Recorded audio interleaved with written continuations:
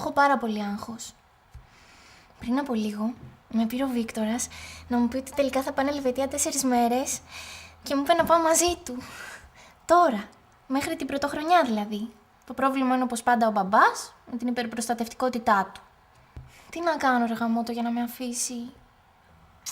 Λοιπόν, έχω σχέδιο. Θα τον πάρω. Θα πάμε μαζί. Το έχω σου λέω, το έχω. Λοιπόν, πάμε.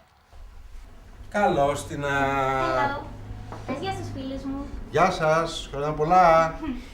Βαβάκα, να σου πω, με πήρε ο Βίκτορας και μου είπε να πάμε Ελβετία και ήρθα να μας πεις πως είσαι πολύ καλός μπαμπακούλης και θα με αφήσεις να πάω. Άσε τι κάνουμε, να το συζητήσουμε. Έλα ρε μπαμπά, σε παρακαλώ, πες μου ναι.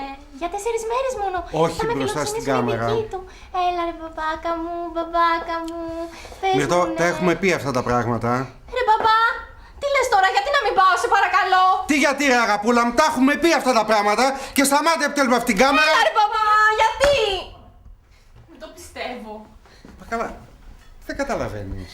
Βαρέθηκα, το καταλαβαίνεις, βαρέθηκα! Δεν είμαι πιπελό, 21 είμαι! Μυρτάκι μην κάνεις αυτό, Μυρτάκι μην κάνεις εκείνο, Μυρτάκι πρόσεχε! Τι σου έχω κάνει μου λες, τι σου έχω κάνει! Δεν αντέχω άλλο ρε γαμώτο, θέλω να πετύχω.